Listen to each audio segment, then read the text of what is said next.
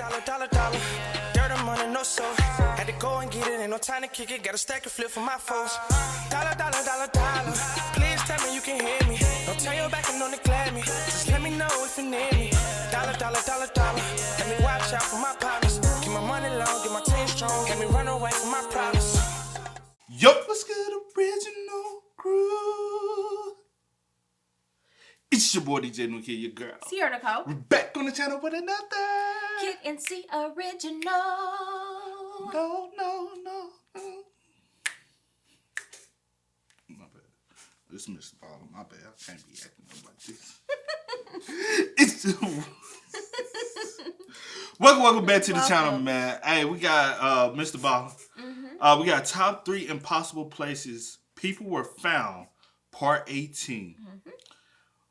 I know, you know what I'm saying, we do be asked for recommendations. We haven't did a 3-part series in a while. So we wanted to come, well, we actually did, but we weren't expecting to do it.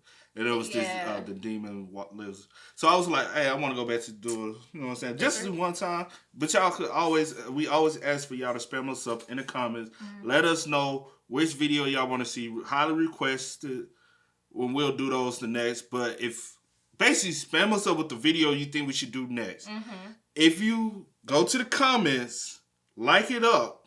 Whichever one gets the most likes. Yeah, we'll do next. We saw one. We'll get that one. We got that on the way. On the list. Gotcha. Just come on. But with that being said, man, make sure you check out the links in the description box. Down below. You already know where to go. If you want to first support, you gotta do it. Check it down below. Also, if you enjoyed today's video, always like it up with a thumbs up. Do what Mr. Ballen said with also with our like button. If you don't know what I'm talking about, here we go. Every year, hundreds of people go missing under baffling conditions in the woods of North America. I'm talking about people that are right in front of someone and then in an instant they're just gone and they're never found again. Or in some cases they are found again, but they're in places that are impossible to access. One former police detective named David Politis has investigated thousands of these strange disappearances, and he documents what he finds in his incredible book series called Missing 411. Today, we're going to look at 3 of his strangest Missing 411 cases. But before we get into today's stories, if you're a fan of the strange, dark, and mysterious delivered in story format, then you've come to the right channel because that's all we do, and we upload 3, 4, even 5 times every week. So if that's of interest to you, please give the like button VIP access to the King to Ka roller coaster at Six Flags Great Adventure, New Jersey. And once the like button gets to the top of the ride, go ahead and manually turn off the ride and then close the park. Also, please subscribe to our channel and turn on all notifications so you don't miss any of our weekly uploads. All right, let's get into today's stories.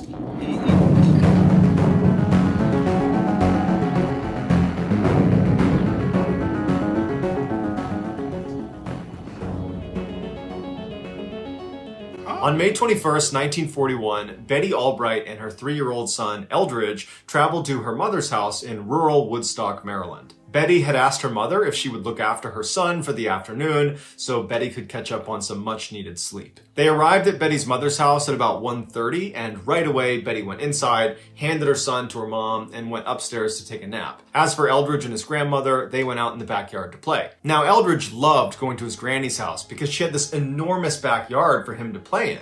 If you were standing on her back porch looking out, it would be 250 meters of just open grass for him to run around in, and it butted up against this huge forest. And in the middle of her property, looking straight out at the forest, there was this 3-meter gap in the trees that if you walked through it, it would bring you down to this creek bed that was seasonal, and there was very rarely any water running through it. From the porch, anyone that was standing in this creek bed, you could clearly see. And so Eldridge was allowed to play in the creek bed, so long as he didn't go right or left in the creek, which would put him out of view from anybody on the porch. And so this particular day, when Eldridge and his grandmother went outside, Eldridge wanted to go play in the creek bed. So he immediately starts running across the yard towards it, along with his grandmother's 3 dogs. As for his grandmother, she just didn't have it in her to go all the way down to the creek bed, so she decided she would just sit on the porch and read a book and keep her eye on Eldridge. She remembers watching her grandson go all the way across the yard, get to the break in the trees, and then step down into the creek bed where he began goofing around with the dogs and throwing rocks and having a good time, clearly in view. And for the next 5-10 minutes, she just stared directly at her grandson and the dogs. And at some point, she picked up the book next to her and she began reading the book and then periodically looking up to check on her grandson and then back down to the book. At about 2 p.m.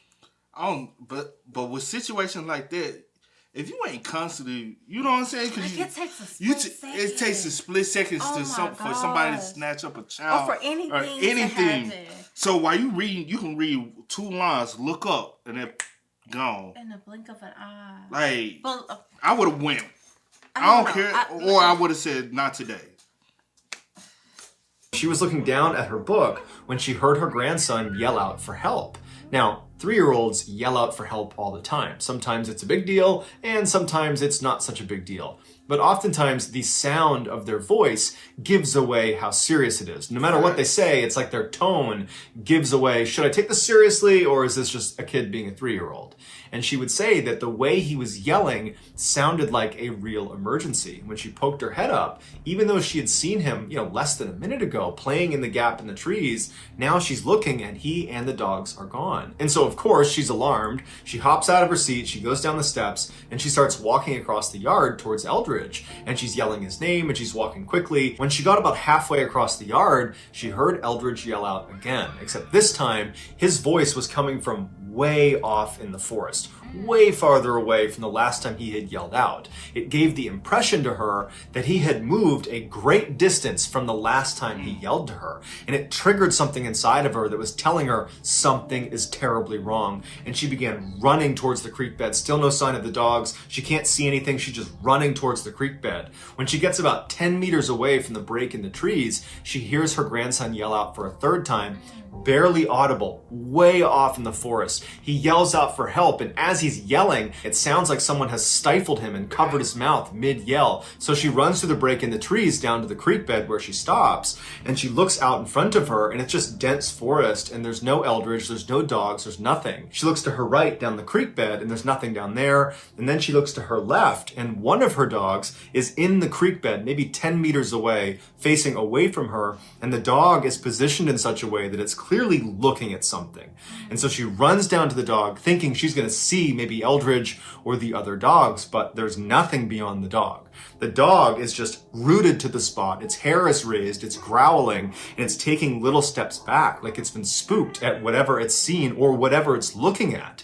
And she just looked up and tried to look in the direction the dog was looking, but there was nothing. It was just forest. And so at this point, she felt certain that someone must have abducted Eldridge. And so she turns, she tries to pull the dog to come with her, but the dog's not budging. And so she runs back to the house to wake up Eldridge's mother. The two of them come back down to the creek bed. The dog is still in the same position, growling and staring in the same direction as if whatever it's looking at hasn't gone anywhere. And they look for a couple more minutes. They're yelling for Eldridge. And the grandmother is telling her daughter, look, I think he's been abducted. We gotta call the authorities. And finally, she relents. And so they do manage to get the dog. They run back to the house and they call the police. Shortly thereafter, the state police showed up with this huge contingent of searchers. And they immediately went down to the creek bed where they started pushing predominantly to the left side, which is where the dog was angled. And it was also where the grandmother had heard her grandson yelling from. And very quickly, police discover some of Eldridge's footprints about 50 meters down on the left side of the creek bed.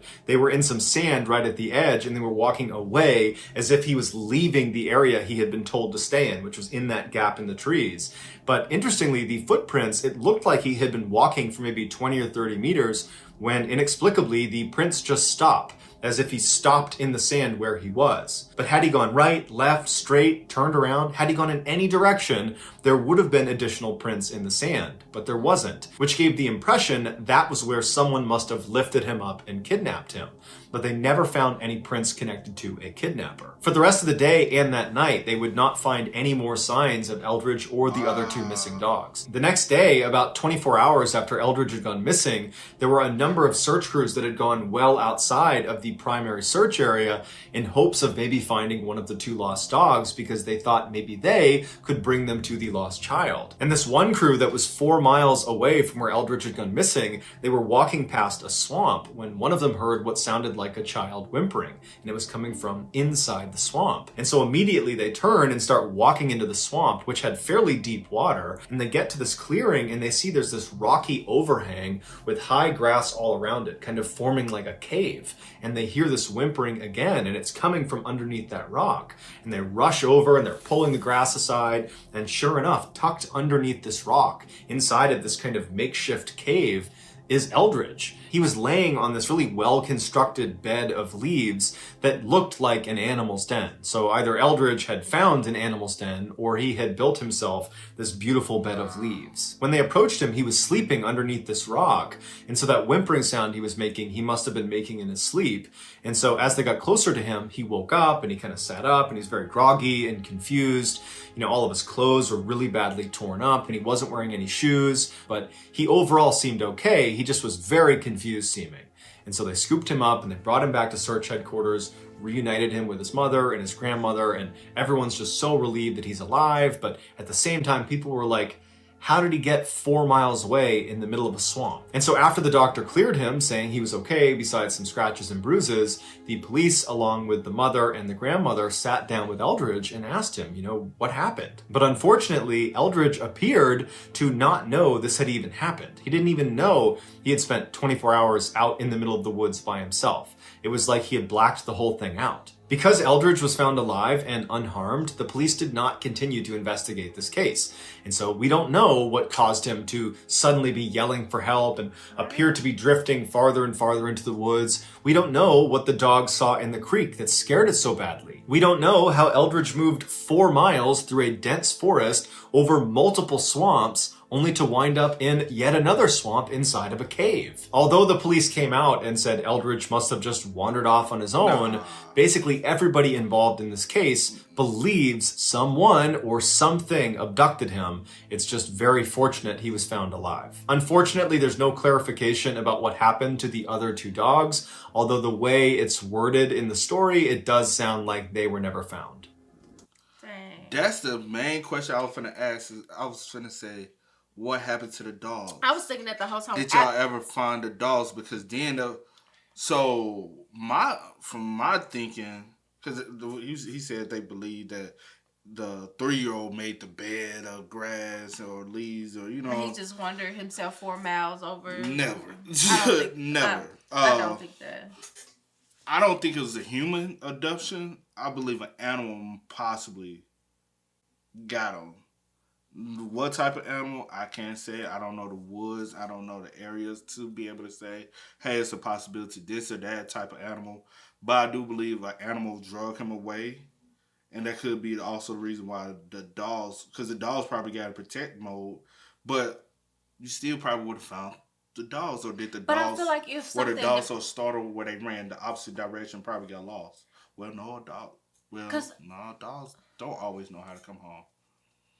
I mean, most of them, but also like with the footprints, like there was no other footprints. Like was there any other animal? Was there any drag marks? They didn't see that. It was just his footprints. It stopped, and that was that. So it's like one of those like. No, I believe it was an animal. I mean, yeah, I'm not saying it could have been an animal. I don't believe it was a human though, because that's 4 miles away so fast. And even when the grandma was trying to track him, she'll feel like she's getting closer, and he'll be even further away. You know what I'm saying? No, I get what you're saying, but it's not.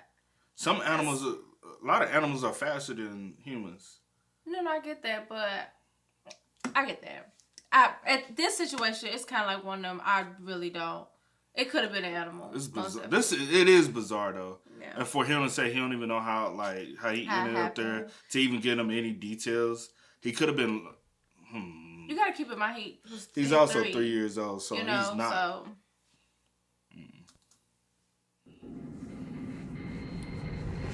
In the 1950s, the Thorpe family lived in Dunbar, Pennsylvania, which was a small town of less than 1,000 people.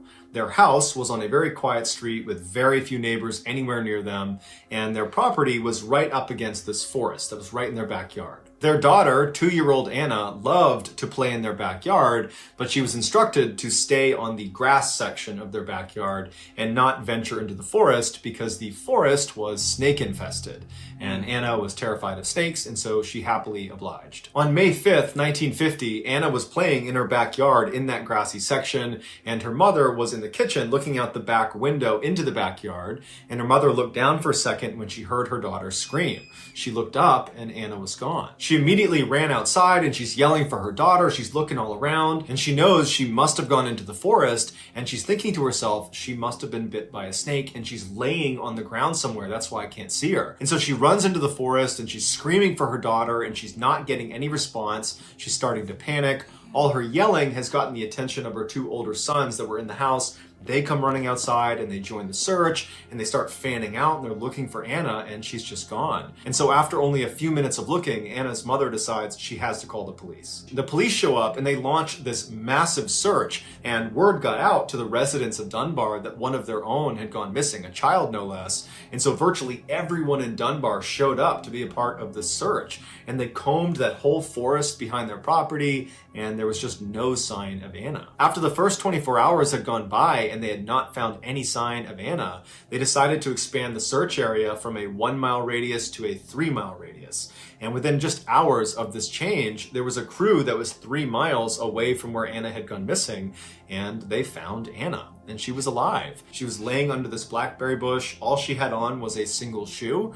Next to her was a pile of clothes. When they went up to her, she seemed okay. They picked her up and they brought her back to the search headquarters where they reunited her with her parents. A doctor looked at her and the doctor said, there's no signs that she was attacked. There's really no signs of any wear and tear on her at all. It doesn't even look like she was outside for the past 24 hours. When Anna was asked about what happened to her, she wasn't able to give any sort of meaningful answer because she's only 2 years old. But the reason this case is included in today's video is not because, she vanished mysteriously in the forest and that she was actually found 3 miles away versus 1, or, that she was found with just a shoe on. The reason it's included in today's video is because for her to have been found where she was found, the only way for her to have arrived at that spot was if she crossed 10 barbed wire fences. There was no other way for her to have gotten there. The only other way would have been a massive detour that she literally could not have covered. An adult probably couldn't have covered in the amount of time given. So this 2-year-old with no scratches on her body is found on the other side of 10 barbed wire fences. I mean, even if you take the barbed wire off of the fence, a 2-year-old climbing a large fence, that alone is kind of a Herculean task. And to do it without scratching your body, it's not possible. It's truly impossible. A May 7th article in the LA Times said the police were baffled by this 10 fence dilemma, and they said the only way it would make sense is if she had been abducted and dumped there. But the police also repeatedly said there was no evidence to suggest she had been abducted or attacked or harmed in any way. It was just where she was found did not add up. Ultimately, the police came out with a statement saying this had to have been an accident, that Anna, the 2-year-old, managed to just somehow walk her way past all these fences and was found where she was, and thank goodness she's alive. But interestingly, the police confiscated her clothing and would not give that back to the parents, indicating there was further investigation happening even though the child had been found. But unfortunately, the police never revealed whether or not they actually discovered anything else about this case. And like in the Eldridge case, Anna's parents did not press for more information about what happened to their daughter because she was found alive and unharmed. Now, Anna's case might seem like some crazy anomaly, and that's all it is. But this is not the first time something like this has happened in this small area in Pennsylvania. 2 years earlier, and less than 10 miles away from where Anna went missing, another 2-year-old, Ronald Collier, also went missing in the same stretch of woods. His mother had been sitting with him on their back porch, which overlooked the same forest, and at some point his mother had gone inside, leaving Ronald sitting on one of the seats. When she came back out again, Ronald was gone. His mother estimated that she was inside for maybe 10 or 15 seconds tops. The police and the community came out in force, and they combed through the woods, and they could not find any sign of Ronald. And the police got really frustrated with Ronald's parents because they felt like, this is impossible. How could this child not turn up, considering the timeline you've given us, which is you went inside for 10, 15 seconds and your son is now completely gone. He's completely vanished. Like, you must have something to do with this. And so the police made Ronald's parents take polygraph tests, and his parents passed all of them. The search for Ronald continued for several weeks, but unfortunately, it was ultimately terminated and they never found him. People in the area believed someone or something, maybe a bear or some other animal, was lurking in the tree line and watching Ronald. And as soon as his mother went in the house, they ran up and snatched the child and ran away with him. However, the police came out and said there was no evidence to back up that this child had been kidnapped, that what's far more likely is Ronald just got up and walked away and disappeared. However, 2 years later, when Anna's case happened, these similarities between her case and Ronald's case were just too much for locals to overlook. And so people began saying, it looks like Anna was abducted and placed where she was ultimately found inside of those woods. And so probably whoever or whatever took Anna is the same person or thing that took Ronald. But Anna was just lucky enough to survive. Although this mystery predator theory is just that, a theory, it does seem more likely than Ronald in 15 seconds getting up and running off into oblivion, never to be found again, and Anna scaling 10 barbed wire fences in a 24-hour period without a scratch on her body. Unfortunately, though, we'll probably never know the truth. This situation. Whew. Oh. My goodness. It's wild. It's crazy. Very. I really feel, though, personally, do you want to chime in first? You go ahead. I really feel as though there's a high chance possibility she was kidnapped, and they did a search party. Whoever probably kidnapped her got nervous and left her. You know what I'm saying? Like, okay, they really searching. You know what I'm saying? We don't know because we wasn't searching, but it's a high chance of possibility they couldn't get out the woods or get out that area because without being spotted with the child, so they had to dump the child and go into the, you know what I'm saying, be able to flee without having the child. Cause I'm thinking, cause she was left there for what they said 24. Yeah, they found her 24 hours later. 24 hours later. That's the only thing. My only like logic. It had to been someone. Cause like she's only ain't no animal to do that like, in the same areas to another 2-year-old prior to this situation. Yeah, and somebody is in the woods lurking, watching, found. And they did this. They lurked. As soon as the parents turned their head, they're like, okay, this is my chance with the other child. Yeah. They were like, this is my chance. They got away with that one. Right. And so when they did this situation, they lurked. Yeah. And they watched and waited. They got this child as well. But the rescue party was so probably... Because, like, it's kind of like... Because when I was listening... They were quick to respond. So yeah, so they're like, okay, I can't. Yeah. I can't get away with this one, so I gotta leave her. I mean, with this one, the mom can only. Like, and the reason why my mom kind of went there is because the Holly Bowl situation, right? And how quick they snatched her. Yeah. But she was actually an adult, and the way they was able to get away with that situation is because they actually had a home nearby. Yeah. And so they was able to get her out of plain sight so fast. And they kept her in the basement for a couple of days. But to each his own. Because I remember so many details about that situation because, you know, she was going to Jackson State at the time. I was as well. But I never had saw her on campus during that situation. And I'm like, how quick they had just... And it can happen so quick. You can get snatched. People can have an eye on you and you get snatched that fast. Like that. And you gone and nobody see nothing. Nobody can get to you. So... let alone a grown adult getting snatched that fast, right? Holly Bobo situation. She got snatched so fast and was gone. And her brother couldn't even get to her. She was over the age of 18 at the time. This is a 2-year-old. Yeah. A 2-year-old can get snatched way faster because all I got to do is come grab, go. That's a whole adult. I have to, you know what I'm saying, make go. Right. A child snatch go. And this situation only makes me think that it was a person and not. I mean, even an animal, but you'll scream with that. But I'm saying the reason why it makes me think of that it was a actual, person or whatever is because of the situation where she was found there, and she did scream beforehand. Yeah. That's what caused the alert, the mom's attention. And then 10 barbed wire fences. A human can crawl over 10 barbed wire fences. I've seen it done. But a 2-year-old child is not going over. And then y'all just brushed it off and y'all took the clothes and never said anything. 9 times out of 10, y'all probably found some evidence and wanted to cover it up. How small of a community is this? True. Because sometimes people got money, got connections to make things go away. And so, situation like this, it's sad because you will never know. Yeah. And to be real, maybe it's a chance of possibility if they were able to find out who kidnapped her, you would have been able to also. But the lack of effort causes 2 cases to go unsolved. And who knows, it could have possibly been other cases. Well, for them, with her case, it's not necessarily that it was unsolved because they didn't really, because she was found safe. But it's still a case. It's still most definitely. But I'm saying, like he said, the parents didn't press it because she's found safe.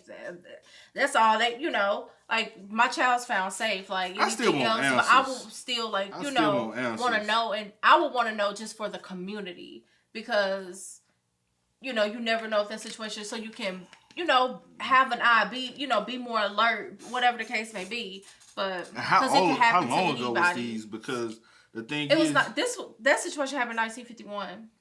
Mm-hmm. Yeah.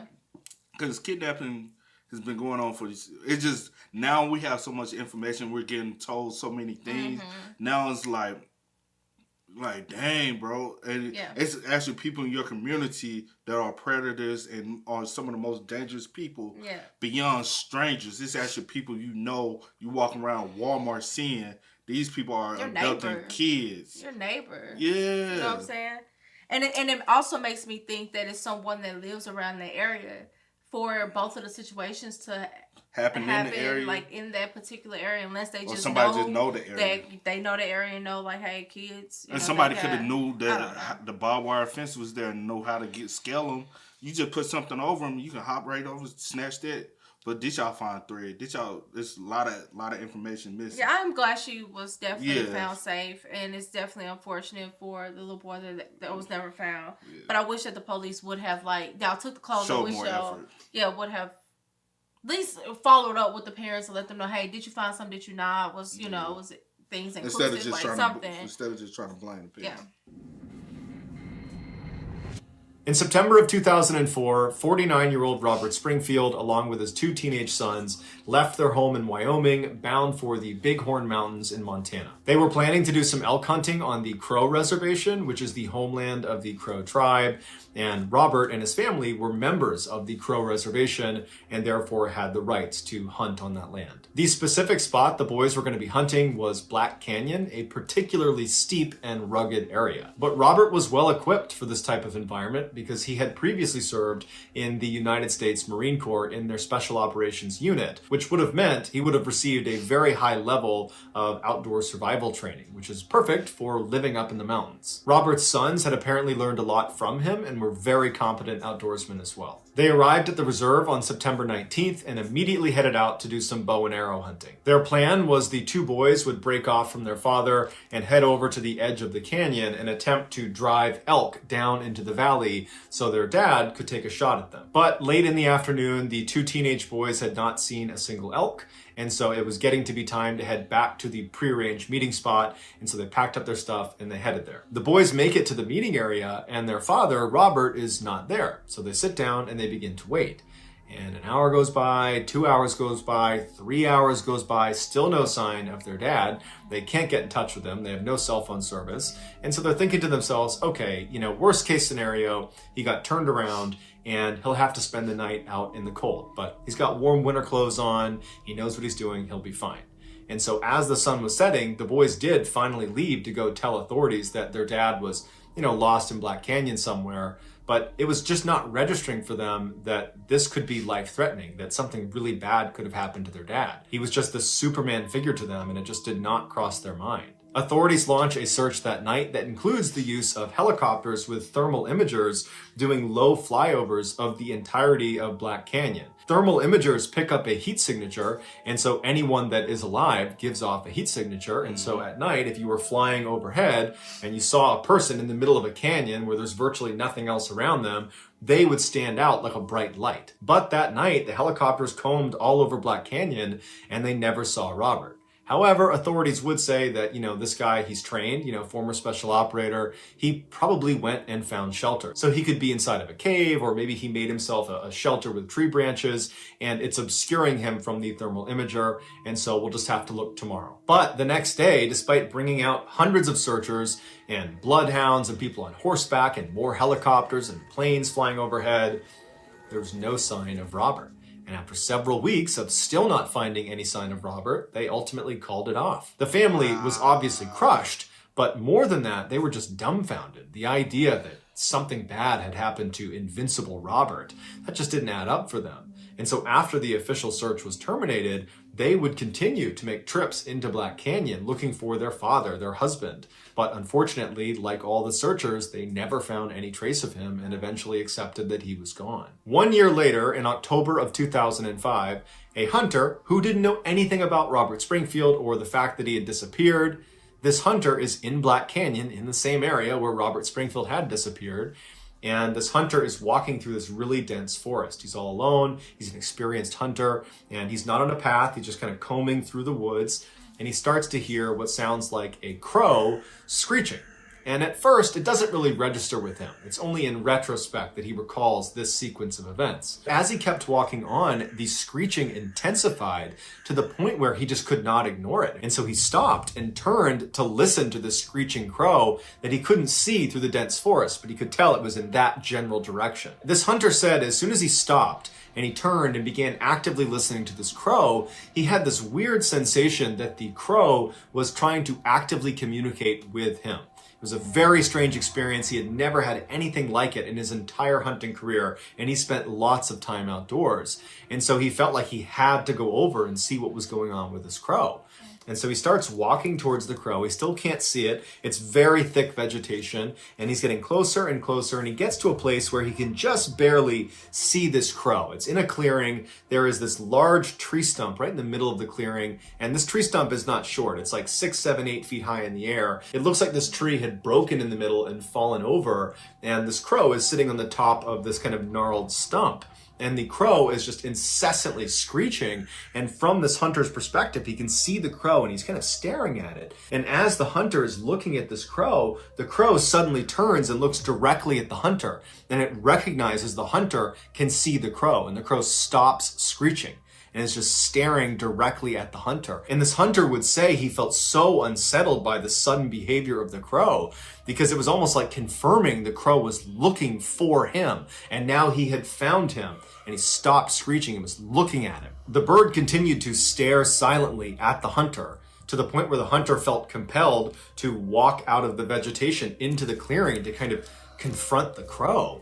And so he stepped into the clearing, and the crow the whole time is not screeching anymore, just looking at the hunter.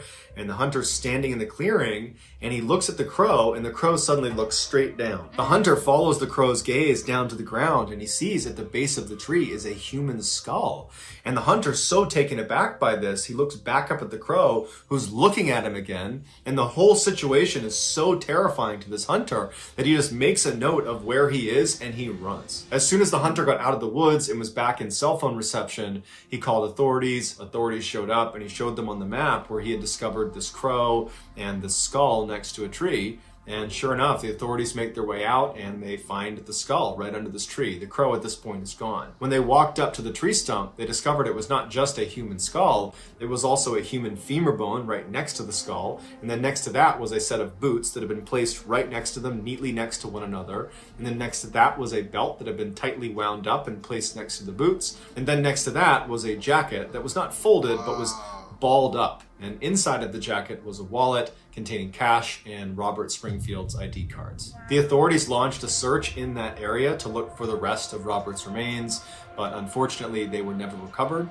Also, his bow and arrows were never found. The FBI was brought into the case because foul play was suspected, and they eventually determined that Robert must have been shot. And then they later recanted that statement and said, actually, he was hit by a falling tree. But if he was struck by a tree, then where is the rest of him? Wouldn't it have been in that area? And then why were all of his things neatly stacked? Certainly he wouldn't have done that after getting hit by a tree, so who neatly stacked his things after he was hit? And then also, where is his bow and arrows? But despite how improbable it sounds, that is the official theory, that he was hit by a falling tree. The family, along with many other people, believe he was attacked by someone or something up in those mountains. But if he had been attacked, his sons would have heard the struggle because they were in an area where sound carried really, really well. And if a person attacked him, why didn't they take the money out of his wallet? Also, where Robert's remains had been found was very close to where his original campsite had been with his two sons on the night he had gone missing. And so it was firmly located inside of the initial search grid. Meaning, had he been under a tree or been left for dead by some attacker in that area, he would have been found in those first couple of weeks that they were looking before the search was terminated. So the fact that he wasn't found means either hundreds of people didn't see him, including a helicopter with thermal imager, or he wasn't there until after the search was terminated. And if so, where was he? And perhaps the weirdest aspect of this entire case is the claim by this hunter that a crow apparently lured him over to this tree stump where he found Robert's remains. If you believe this hunter's story, and many, many people do, then do you really think it's a coincidence that all of this took place on Crow Reservation, home of the Crow tribe? I think not. But will we ever know the truth about what actually happened to Robert? I don't know. So that's going to do it, guys. If you found... Wow. That's so... Go. No, I was just... No. I was just going to... I just had chills the whole time because I was just like... I was hoping for like a happy ending, that he was just like mysteriously found, but it's unfortunate. You know, it's Mr. Ballen. Well, see, like the other. It's normally at I know least it'd be one. like the ones like you know, but I was like, please let this one be a happy one too, a happy ending too. But like once he had said that it was several weeks and they hadn't found them, I was like, I still had hope though. You know, but I was just like, dang. But yeah, I don't know about this one. I do kind of believe the crow story though. But you know, I do believe the crow story because it's possible. Yeah, things like possible. That happens. Yes, but so you got any other? But as far as the cause of death, I just don't know. Like I don't feel like he was shot because that was their first. Because I feel like the sons would have heard that. Yeah. I got some stuff that you might. Okay, go ahead. Because I don't know. So my thing is. Go ahead. Mm-hmm. Because they said they trying to implement that a tree fell, and he got. So do y'all believe he got hit upside the head with a tree branch that might have hit him? Because what is your indication that one of y'all believe he was shot? Then y'all recanted the story and said, so is it blunt force trauma? Is there a hole in the skull? Hold on. Is there? No, I'm just saying. Hold on. But is there blunt force trauma to the head, or because is there a whole indication? Because then what I think is he was knocked upside the head. There's somebody else there. They could have hit him upside the head, knocked him unconscious, took his body away from the scene, like kidnapped his. It ain't in the woods. Okay, go ahead. Somebody could have dragged the body from the scene. Everybody, it could be a serial killer situation. Killers don't just kill for money. Some kill just for the thrill of killing. Let me just chime in. But I don't. Because somebody brought his body back to the area. They planted his shoe. Because then some people kill. Because we've seen this not only in movies, but stuff happens like this in real life. Some people kill and then show remorse to the spirit afterwards. So they took his body back after the search, after people done left, planted his body back there, lay his feet, because they still want to show respect after the fact. So they place his shoes, place his belt, and it's kind of like they're honoring him. Tied his clothes, like, you know what I'm saying? Somebody placed his shoes, his belt, his clothes. Somebody neatly placed it there. You know what I mean? I mean, I get what you're saying. I'm trying to make sense of what you're saying. I do get what you're saying, because then I'm like, well, no, he could have just did that himself. If something happened, he got stuck, you know. But then I'm like, but he did say that it wouldn't be too neat for a Marine. It wouldn't be if he did it himself.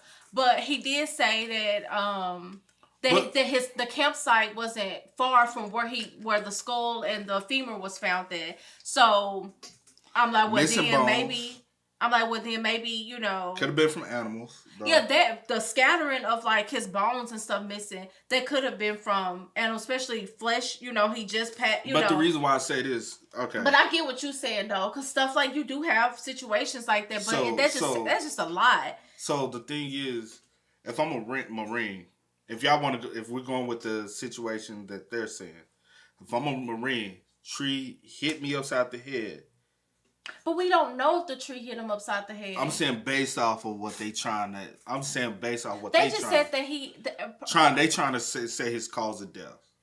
But if he was hit upside the head, then they would have been able because they had his skull, they would have been able to tell that it was blunt force trauma to his head because they had the skull. So that's why they had different stories of how he could have died, because they didn't. No, I'm just getting to the point where you said he possibly laid his shoes right there.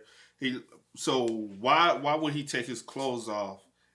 I didn't say that. I was just going off what you said. I ain't saying that that's my theory that he did it himself. I was just saying going based off of what you said, because you said that's too neat for, like, why would he do that? I'm like, well, you know, he probably could have himself. But going off of what you said, based off common mentality, they would have still been able to discover his body if he was alive, or even if he was out there during the situation. His body was never there. Mm-hmm. That's the reason why the search party went on for weeks. They even had the helicopter scouring. They couldn't find anything. That's what I'm saying. Your theory is not far fetched, because things like that happen. You do have people that do I believe things somebody. Like that. I do believe somebody knocked him out, drug him away. I don't know if they killed him right away, whatever. We done seen some sick individuals do some crazy things. We just saw the movie, what's the movie we just saw? Black Phone, sick situation. It's to be honest, I believe we both said this Black Phone is based off a certain situation. Mm-hmm. If you know what we talking about, then you with us.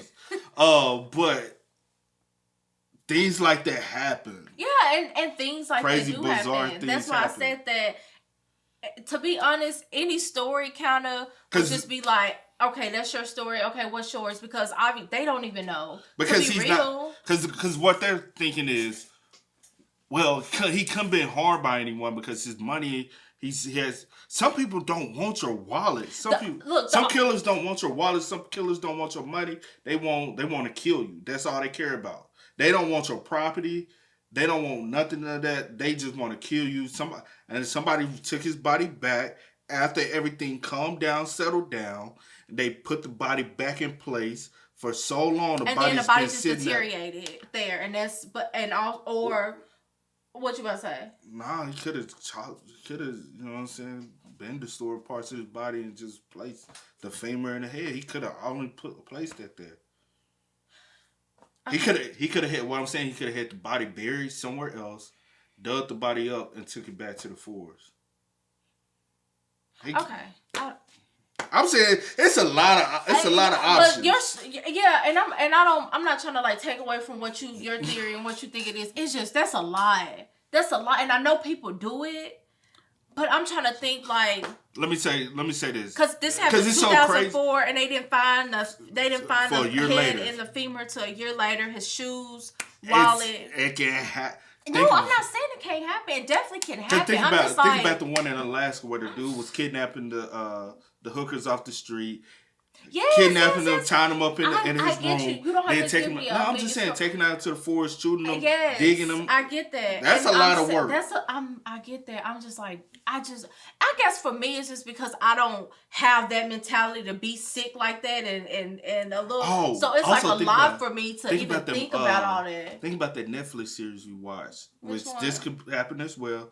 That dude, he was a guidance counselor at the school. Oh, but he was also kidnapping. Yeah. And he would choke them out until they almost die, and then he would feel remorse and want to save them, and that's how he ended up being. It definitely has to be for me. It definitely has to be somebody. They didn't find a bow and arrows, but your shoes, your wallet, your belt's still there. But where's that stuff at? You know what I'm saying? That can be somebody probably kept that as a souvenir, or started using that as their own equipment. I believe he was knocked unconscious. Somebody took his body and hid him because the sons was away from him for a long time. So even when they came back and they alerted authorities, this probably hours time. They give them a lot of time to get away with the situation. From them alerting authorities, because it was 3 hours later from when. 3 hours is a long time. They waited 3 hours for their dad to come back, and then they whatever. But that was just that time. It was just that time. Even them staking out in the woods. He was here. They was over there. How long were they in the woods? I can't remember that I can't remember how long they were separated. Yeah, they were separated. And then y'all went back to the meetup spot. And like I said, I get what you're saying, and I somewhat agree. Not agree with fully. I agree to a certain extent as far as he probably was somewhere else, and then maybe because y'all searched over several weeks, and they said that the femur and the head wasn't. Because even if y'all searched for several weeks, y'all would have already discovered his body there. Y'all would have discovered some clothing there. Y'all would have discovered the bow and arrow or something. Y'all didn't discover any evidence or anything that can place him still in the woods. His body was then taken back to the woods. But it also makes me think when. So if you're going with that story, we had a whole year to bring his body back. Had a whole year to bring his body back. But 9 times out of 10, you didn't wait a whole year. They only searched for several weeks. It happened in August. They didn't discover the body until October 2005. So from August to we got winter months. I could have brought you back.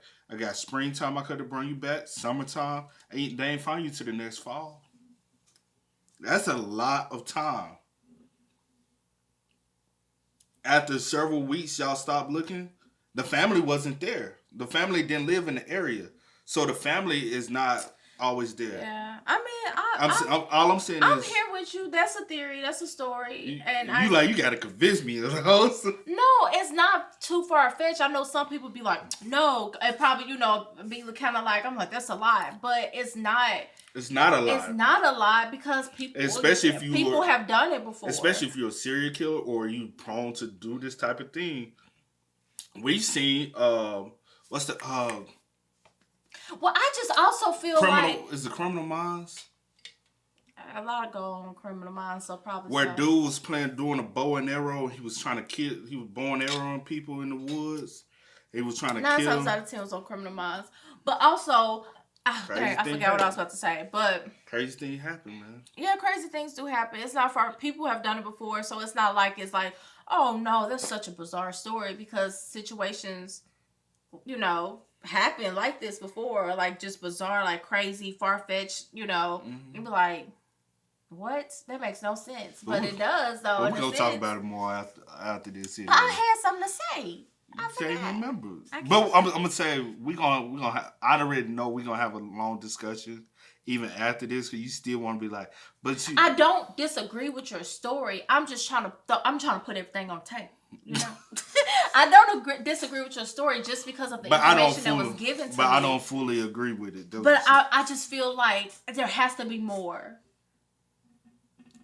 I remember. It don't have to be more. I mean, it kind of do. But this is what I was about to say. Has there been any reports of any other situations going on, like a serial killer in the area? Yeah. That's what I was about to say. Has anybody else gone missing? Has anybody else gone missing? Has anything else like this come up? Have any report, in that area? Because this happened where? Hold on. Let me say this. You was remember, this Montana?